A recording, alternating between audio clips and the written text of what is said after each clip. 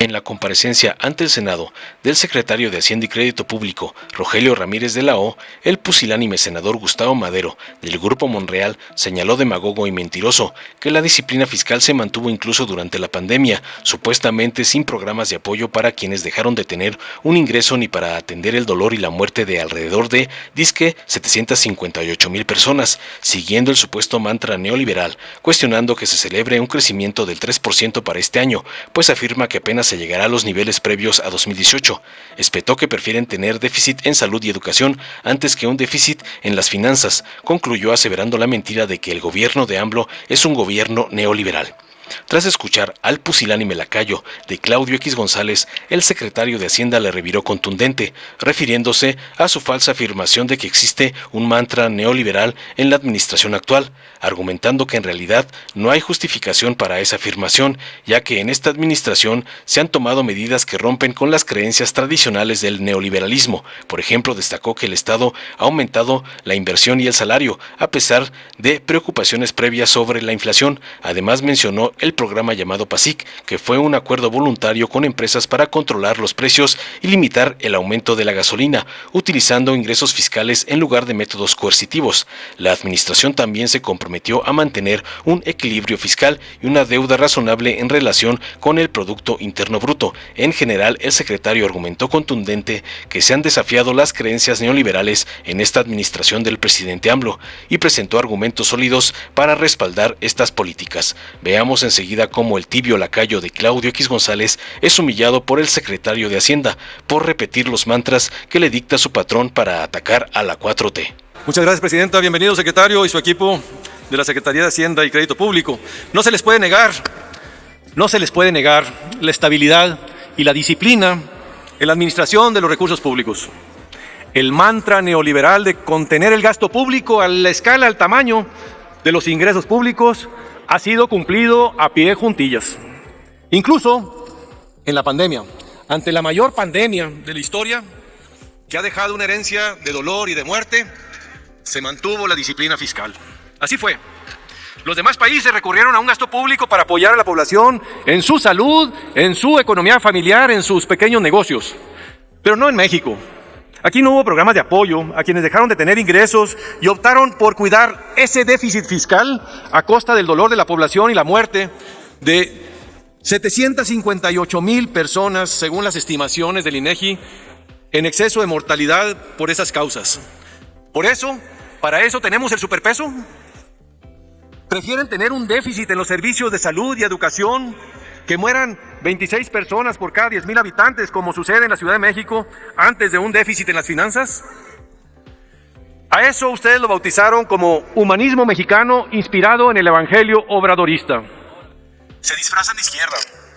Pero cualquier gobierno de izquierda o cualquier gobierno progresista hubiera recurrido al déficit público o a una reforma fiscal en vez de afectar a la población. Pero no este gobierno. Contando con los mayores recursos de la historia, los han gastado con opacidad, con ineficiencia y con corrupción.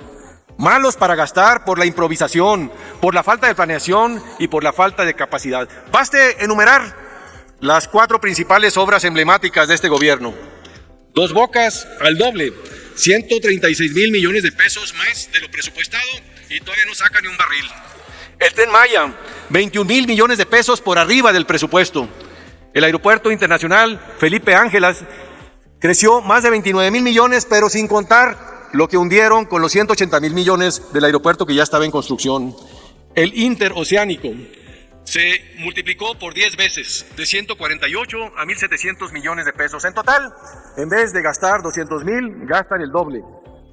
Lo escuché en una entrevista, secretario, defendiendo al ejército como el ejecutor de gasto porque decía usted que ahorraba hasta un 30%. Demostrado, lo escuché decirlo. No es así, no lo demuestran las cifras. Han ejercido muy por encima del presupuesto, más del doble. La verdad es que yo creo que recurren al ejército para esgrimir los pretextos que les da la opacidad.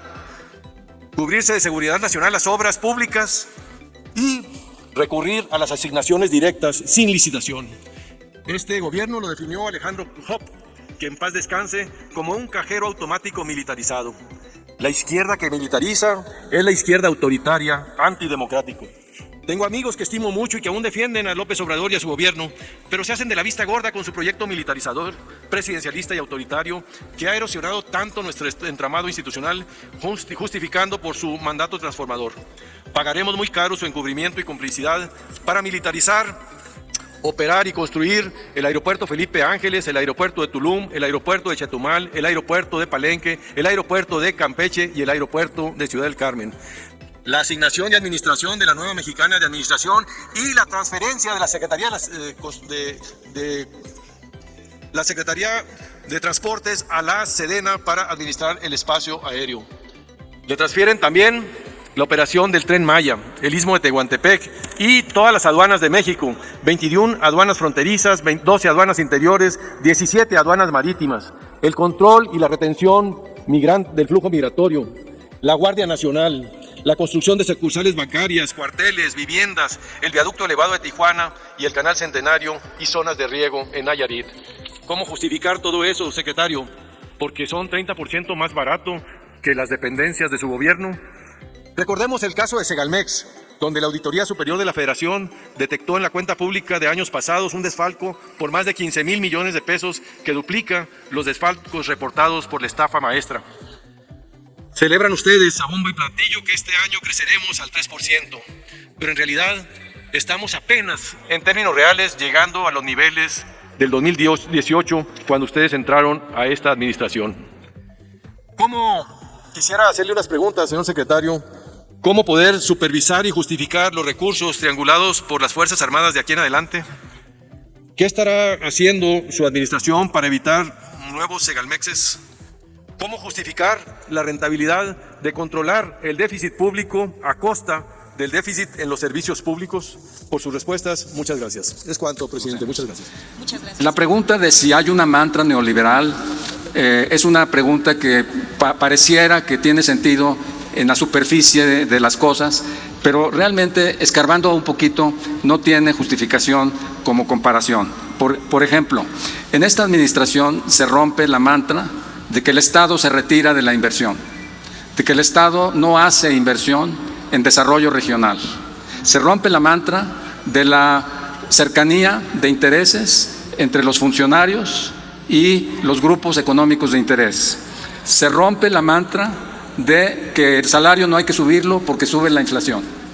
Y nosotros en este caso hemos aumentado el salario 86% en términos reales. La inflación llegó a un pico en 2021 mediados y está a la baja. Se rompió la mantra de que si había un asunto inflacionario de emergencia que había que atender, se atendía con programas coercitivos.